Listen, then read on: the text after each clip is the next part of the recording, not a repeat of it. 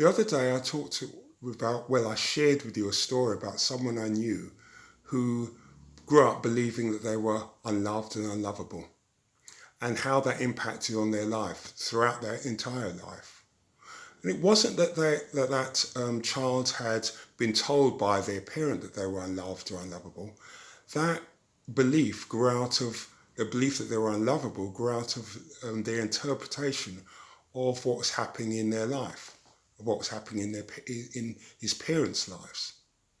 And you might wonder why those parents didn't have an idea of how what had played out, what had gone on, had impacted on their child's life.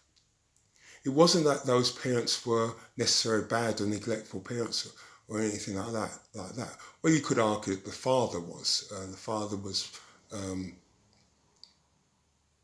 neglectful. The father was probably or abandoned his son. But the mother, that couldn't be said of the mother. The mother was very loving and caring. So why didn't she know? Why didn't she understand what was happening with her son? Well, she didn't know because she wasn't a childcare expert. She was just like an ordinary mother, like many mothers out there, or many other parents out there. She didn't know how incredibly sensitive children are to their parents, or what's going on with their parents. And I see this all the time in the family courts. Parents not really recognising how sensitive their children are to their feelings, or what's going on with them. Let me give you a few examples. If a child sees their mother crying or upset, that child can almost automatically believe that it's their fault. That's why their mother's upset. Or it could be that instead of thinking that, it's their fault, they may be very, very worried about that parent and become very very protective about them.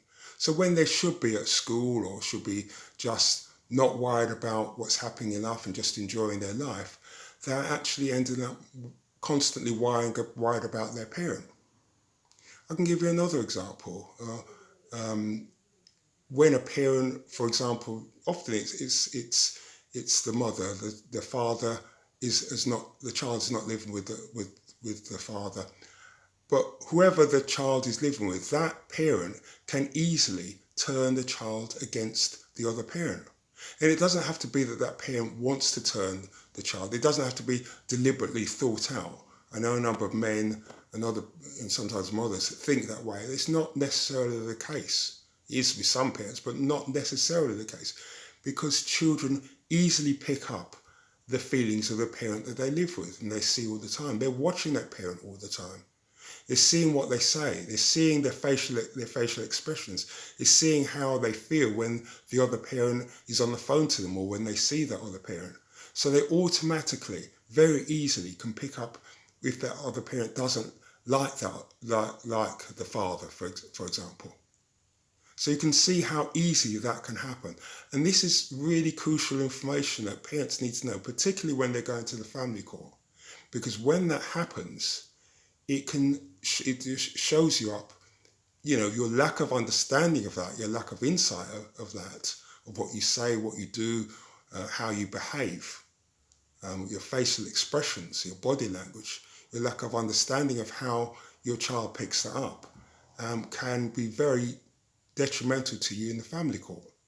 So it's really important to know these sorts of things if you want to give your child, if you want to do well and present well in the family court, but also, even more importantly, how if you want to give your child the best experience of being grown up, being grown up.